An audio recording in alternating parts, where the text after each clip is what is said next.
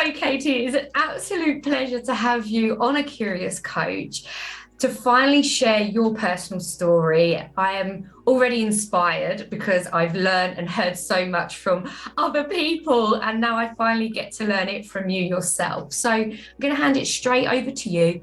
Who are you? Tell us a little bit about your background and what led you to where you are today. Sure. So my name is Katie, and I am from a very small town in South Carolina in the United States, and basically lived my entire, or the first 35 years of my life in the same 45-mile radius. So grew up in the same household. We never moved. So from birth till I went away to college, I was in the same home. And then when I went to school about 45 minutes from my hometown or from my house, which meant I got to come home on the weekends. And then when I got a job, my first career was in that basically halfway between that spot. So the same 45-mile radius was where I grew up and went to school and then got a career job. So I went to school for accounting.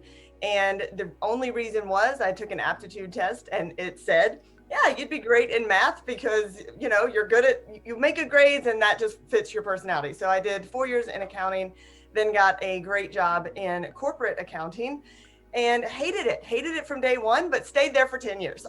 Wow, that's Yeah, that's so that really was fun. interesting. Yeah, because there's so many people already before we're like a minute into this call, that will be like, oh yeah, I do those tests and they tell me my personality fits this. So the fact that you went into it and you hated it is something quite great, actually. Yes. Yeah, so it was interesting. And I made good, when I was studying it in school, I made good grades, which kind of confirmed in my mind, yes, this is where I should be because I understand the concepts. But here's one quick lesson that I learned very early. Just because you can do something doesn't necessarily mean you should. So I was good at accounting. I understood it and understood the process behind it, but it did not thrill my soul. So I would go to work every day and yeah, it was kind of like drudgery for sure. Yeah, and I love how you said that it didn't, just because you're good at something, it doesn't mean, like, you said, you used the terms thrill my soul, and it's so true. I've recently broken out of that in terms of, oh, I know I'm good at working with young people in a certain environment, but actually I want to push the boundaries and step outside my comfort zone. So taking that, everything told you, grades, tests told you were great at accounting. You even got a job in the corporate field.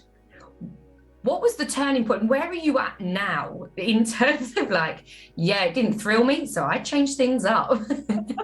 Well, it took me 10 years before I decided to change things up.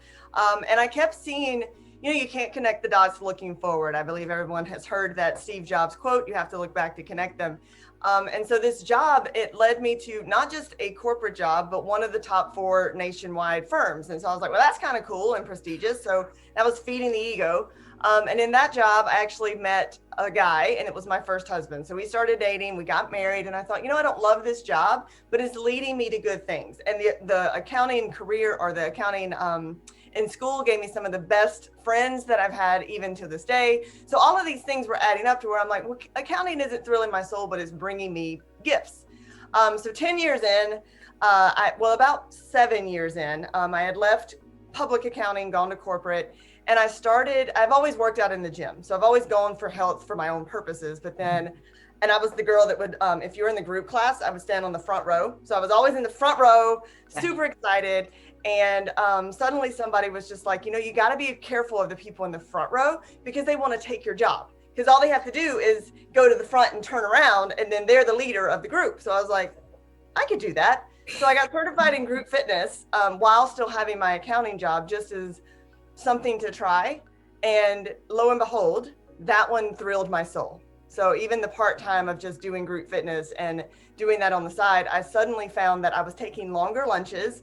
I would go in the morning and take the morning classes, and then I would kind of be late to my corporate job. I would leave early to teach the afternoon classes.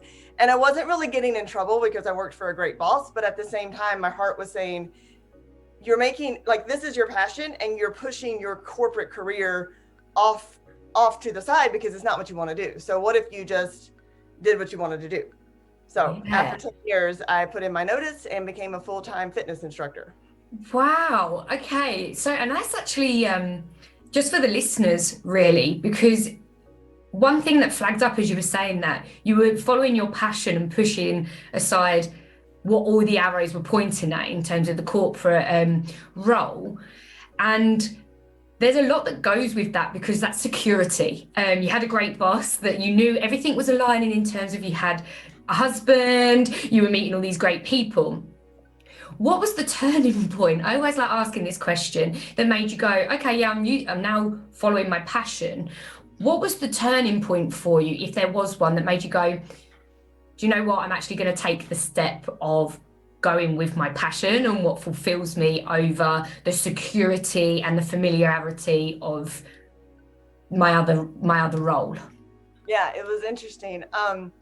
And there's two pieces to it, because when I made that leap in career wise and in profession wise, I still had a net, which was really nice. Now, backstory, this was my first husband, so we've since gotten divorced and I've gotten remarried. So during this time, we were struggling, and I thought it was that the lack of passion in my career was fueling the struggle that we were having in our marriage. So and he was a CPA, had a great job, very well off, and he told me and gave me kind of the push of, if this is what you love, then go do it. So I'd made the leap from, yes, a very secure corporate income, making lots of money, and then of course we had 2 salaries, 2 incomes, doing fine, had the dream house, and so I made the switch having a net. But then where the kicker comes in is when I decided that, you know what, this marriage is still not working. And then I left that and I destroyed the net. So that was the big shift in my life for sure. So when I went corporate wise, left the corporate and went to personal training, it was kind of easy because it didn't matter if I made any money, because I took a drastic drop, obviously, from corporate accounting to small town personal trainer, making basically a third or a fourth of what I was making before. So. Wow. And then on top of that, losing, because it's not just a financial net there, is it? It's you're willing to walk away from what you thought was a stability of relationships in whatever format, whether that's friendship or marriage.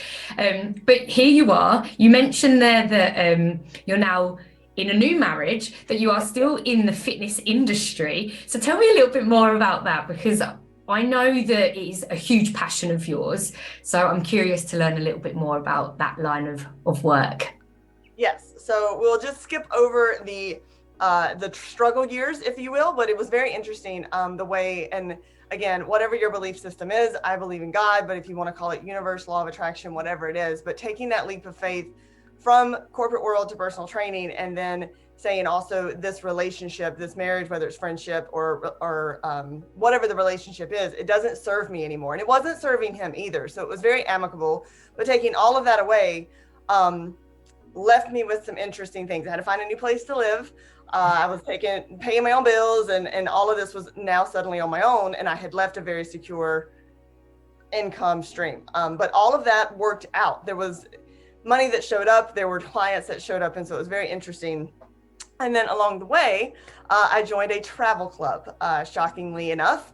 So a friend of mine was like, hey, we've got a group of us. I think this will really be great. And it sounded great and had a lot of things that interested me. And so we'll just fast forward through a certain turn of events, one of which, and sometimes, I don't know how many are listening, but sometimes it takes tragedy in order to bring out some good, for sure, like the dream, the struggle, the prize, those kind of things.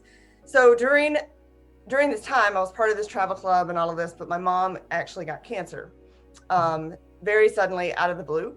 And that awareness just kind of brought into frame of reference, like what was important. And so during her passing, she actually passed only 17 months after diagnosis.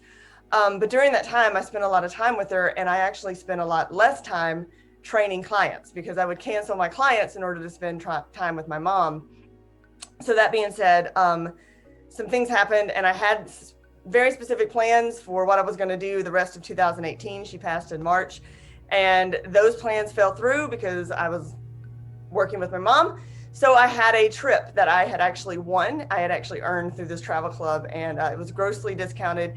but I wasn't going to go because of all these other plans. But then when the plans fell through, thank you, universe, thank you, God, I decided to go on this trip. So I found myself in Cancun, Mexico in August of 2018 and shook hands with a man at the taxi stand. So that's kind of our short story of how we met. Yes. Wow. And thank you for being vulnerable, because, you know, that touches a personal element of me. You know, my mum was also diagnosed, and that was a moment of awareness. It made me go, all right, okay, plans don't always work out, but there's always a bigger journey and a more fulfilling one that's going to step in if you're willing to take it. And I think it is important, because I call them barriers and successes, but actually, I don't know if you agree with me here.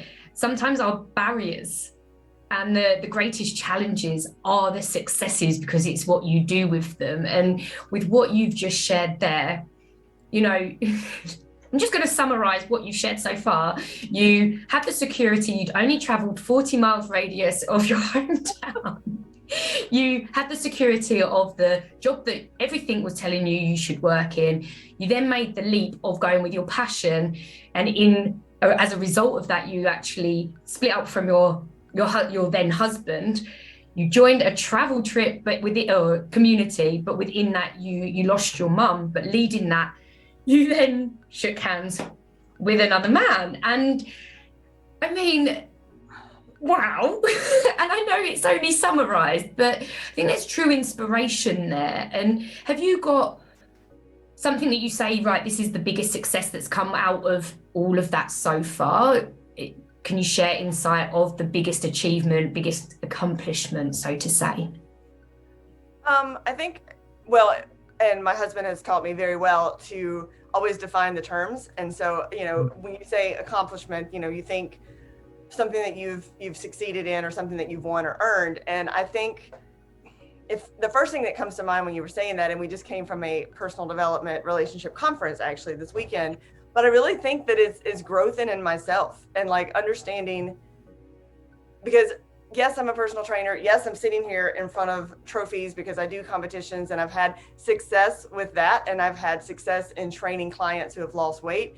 But the biggest success from all of those barriers and challenges has been learning who I am.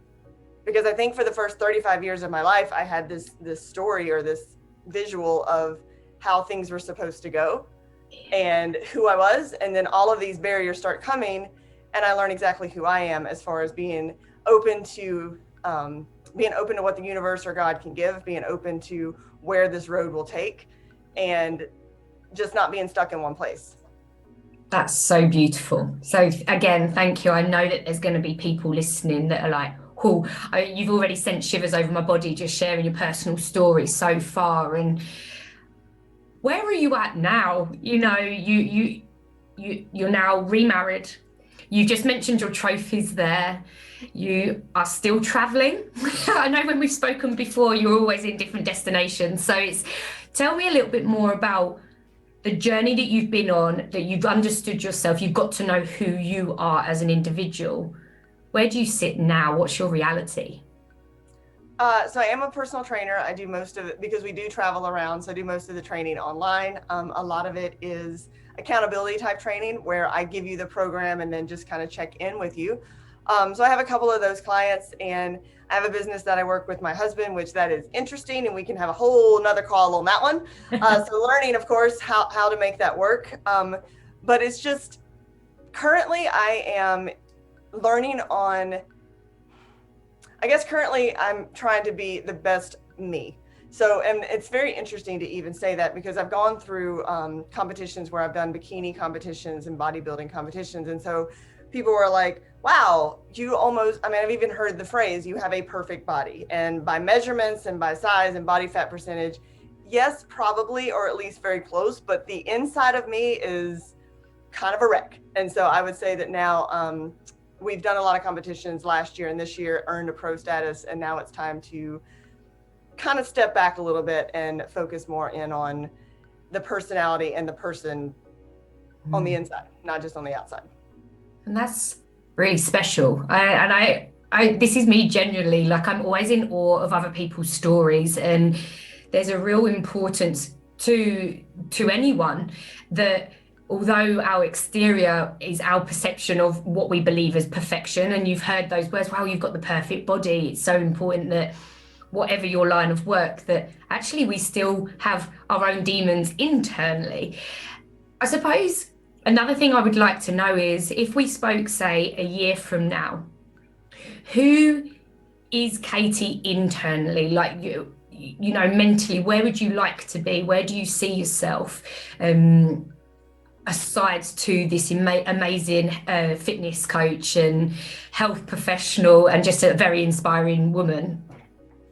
I think a year from now, I'd love to have more in-depth conversations, not only with my clients about what they want to do outside of their body, but what they want to do inside, and not to the extent or the level of being more of a life coach of that sort of thing. My heart and soul is for sure in the weight room and in the health and nutrition.